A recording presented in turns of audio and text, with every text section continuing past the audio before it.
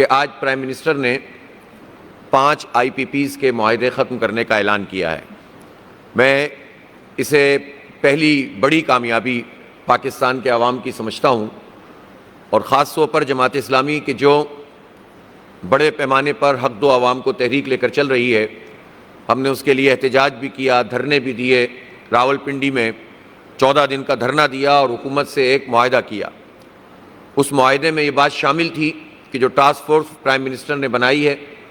1 مہینے کے اندر اندر اس کی رپورٹ آئے اور اقدامات کیے جائیں۔ اس عمل میں تاخیر ہوئی ہے، لیکن ہم بہرحال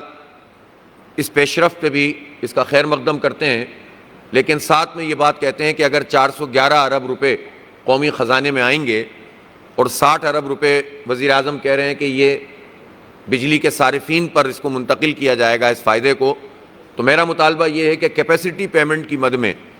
جو رقم بھی بچ رہی ہے اس کو پورا کا پورا بجلی کے بلوں میں کمی کی صورت میں فوری طور پر شامل کیا جائے، اور یہی بات ہمارے معاہدے میں بھی موجود ہے۔ لہٰذا جو بھی امپیکٹ قومی خزانے میں آ رہا ہے یہ 5 IPPs کے بند ہونے کا،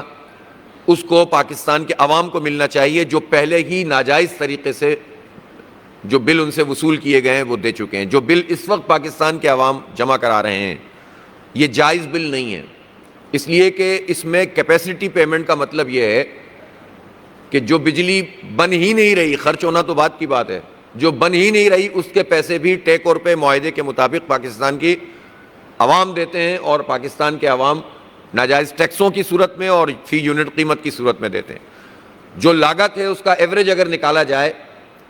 اور وہ پلانٹ کے جو کم فیول کے اوپر چلتے ہیں یا ونڈ سے چلتے ہیں یا سولر سے چلتے ہیں اگر اور نیوکلیئر ہیں، اگر یہ والے پلانٹ صرف چلائے جائیں تو ہماری ضرورت پوری ہو جاتی ہے،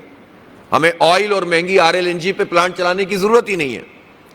تو جب ہماری ضرورت پوری ہو جاتی ہے تو یہ کاسٹ تو بہت تھوڑی سی ہے،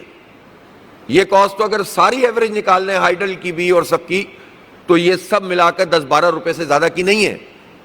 سب لگا لیں تو چلو 15 روپے ہو جائے گی فی یونٹ، لیکن آپ 77 روپے فی یونٹ چارج کر رہے ہیں، 62 روپے فی یونٹ چارج کر رہے ہیں، اور یہ اس لیے چارج کر رہے ہیں کہ ہزاروں ارب روپے آپ کیپیسٹی پیمنٹ میں ان IPPs کو دیتے ہیں کہ جن سے آپ نے ناجائز قسم کے معاہدے کیے ہوئے تھے ٹیک اور پے کے، کہ بجلی بنے نہ بنے ہمیں پیسے دینے ہیں۔ تو لہٰذا ہم یہ سمجھتے ہیں کہ یہ 5 IPPs کے معاہدے منسوخ ہونا خوشائند ہے، لیکن اس کا فوری امپیکٹ اگلے مہینے کے اب جو کمنگ منتھ آ رہا ہے اس کے بل میں آنا چاہیے۔ جاگیرداروں پر ٹیکس لگانے کا عمل ابھی تک مکمل نہیں ہوا، گورنمنٹ نے کہا تھا ہم اس پر صوبوں سے بات کر رہے ہیں اور ہم بڑے جاگیرداروں پر ٹیکس لگائیں گے۔ مربع سینکڑوں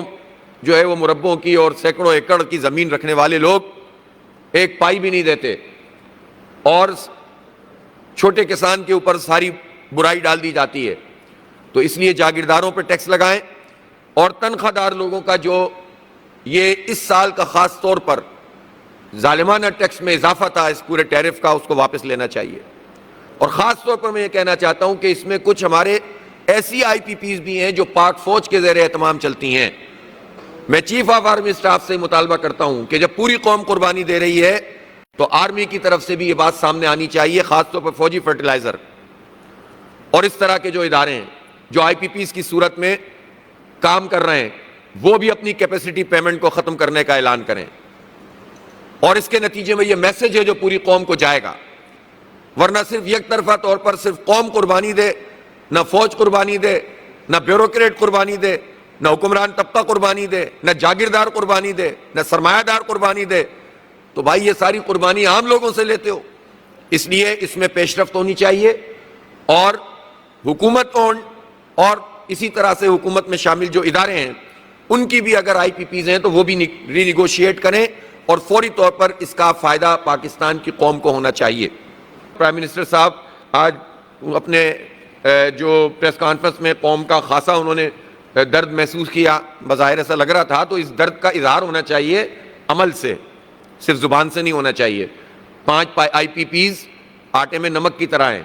لیکن بہرحال ہم اس کا ویلکم کرتے ہیں، خوشائند قرار دیتے ہیں۔